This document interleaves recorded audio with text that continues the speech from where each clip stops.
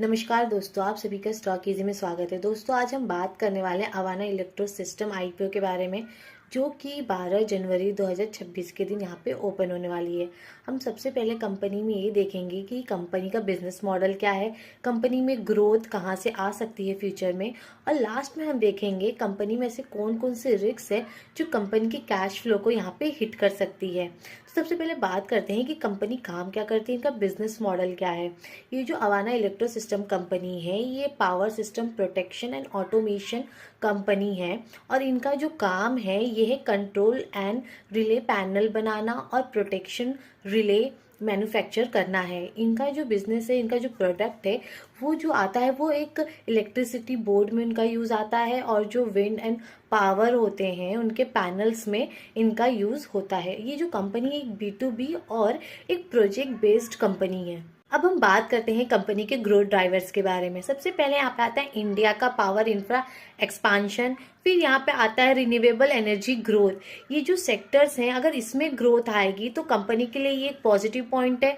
Company जिस sector का होता है अगर उसमें ग्रोथ होती है तो कंपनी में ग्रोथ होने की अपॉर्चुनिटी ज़्यादा होती है, उसमें भी आपको ग्रोथ देखने को मिल सकता है। अगर उनके सेक्टर में ग्रोथ नहीं है तो कंपनी में भी ग्रोथ होने की कोई उम्मीद नहीं है। तीसरा यहाँ पे आता है अपॉर्चुनिटी। यहाँ पे एक्सपोर्ट अपॉर्चुनिटी है इस कंपनी के लिए, और एक कंपनी यहाँ पे प्लान भी कर रही है अपने प्रोडक्ट को एक्सपोर्ट करने का।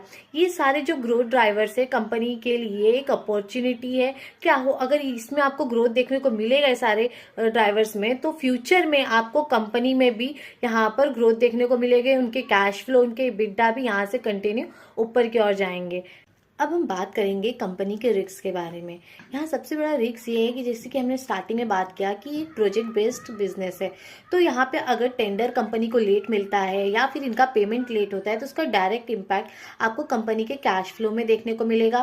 और ये जो कंपनी का जो रेवेन्यू जनरेट होता है वो टॉप कस्टमर से होता है। अगर कस्टमर ने यहाँ पर टेंडर देने में डिले कर दिया या फिर पेमेंट देने में डिले किया तो इसका भी इम्पैक्ट आपको कंपनी के कैश फ्लो में देखने मिलेगा।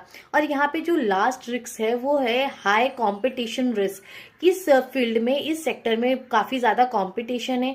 कंपनी को आते समय नए नए इनोवेशंस, नए नए तरीके ढूंढने होंगे रेवेन्यू जनरेट करने के। तो दोस्तों, आज के लिए यहीं रुकते हैं। अगर ये वीडियो आपको यूजफुल लगा तो लाइक, कमेंट, सब्सक्राइब ज़रूर करें।